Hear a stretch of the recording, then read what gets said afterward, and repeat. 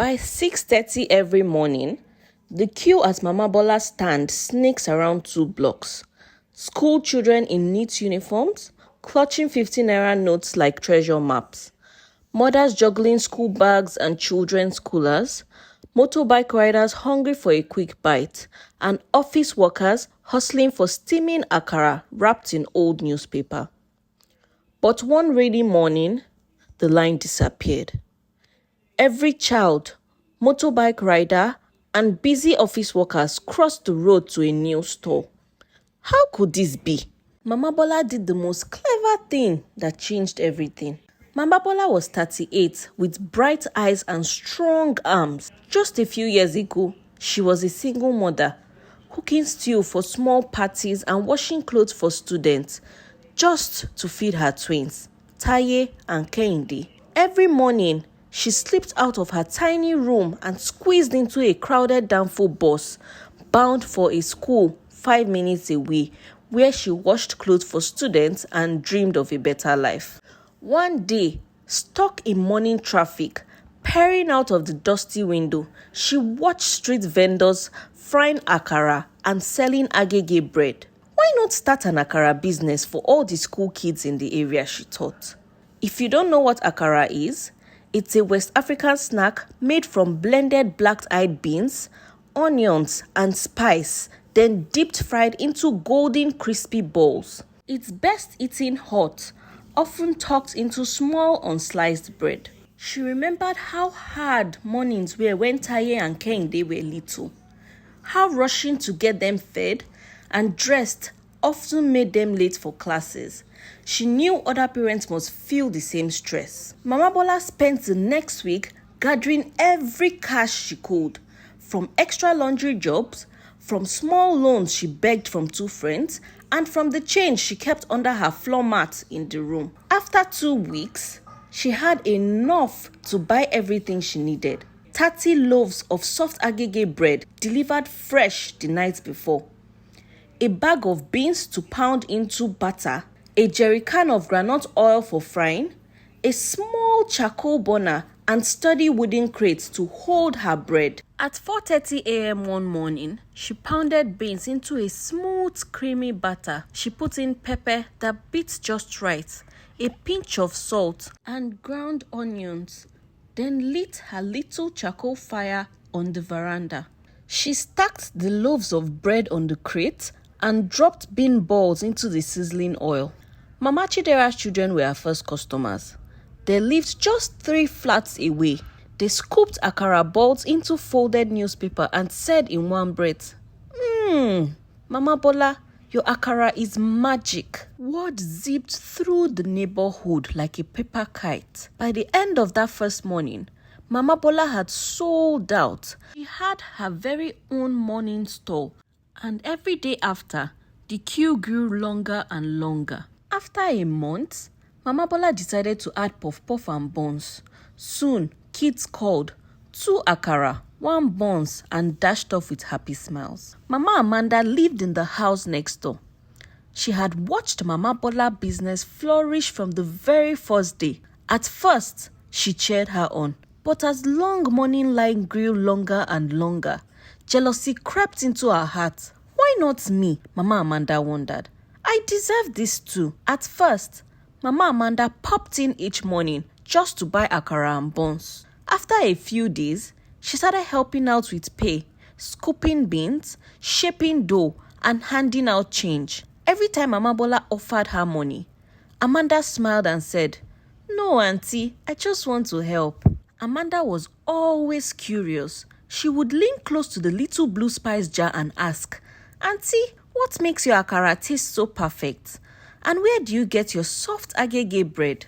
Each time, Mama Bola happily showed her the mix and told her the bakery's name, thinking it was only fair to teach someone who helped her so faithfully. Then, 2 weeks later, Mama Bola arrived to set up her burner and froze. Across the street, she saw a shadow slipping bean ball into hot oil, stacking buns on a crate, and lighting a small charcoal fire. As the first light of dawn revealed the figure, Mama Bola froze. Her help had quietly built the same stall just 2 blocks away and was now selling akara, agege bread and puff-puff. The exact same thing Mama Bola was selling. It was Amanda. Mama Bola stood rooted to the spot, too stunned to speak. Summoning all her courage, Mama Bola stepped across the damp road and walked up to her neighbor. "Amanda," she said, "why are you here doing exactly what I do?" Amanda glanced over, her lips curling into a sneer. She picked up a bun, bit into it without a word, and turned back, ignoring Mama Bola completely. Mama Bola stood there for a minute, perplexed, and quietly she returned to her stall. The next week, Mama Bola's earning fell like rain in a storm. Sacks of beans lay untouched. Her charcoal seller called to demand payment. One morning, she lit her burner alone, lost in thought, counting her few change. When her phone buzzed, it was Mrs. Aliyu, a mother of 4.